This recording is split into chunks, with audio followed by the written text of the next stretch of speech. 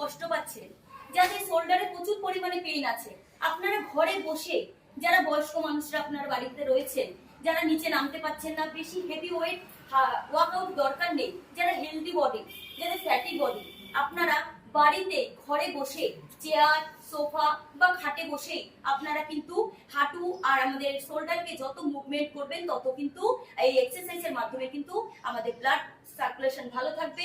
আপনারা এই এক্সারসাইজের মাধ্যমে এই ব্যথাগুলো, সমস্যাগুলো যাবে। তাহলে আপনারা কি করবেন আসলে আপনাদের আমি দেখিয়ে দিই। চলো শুরু করো।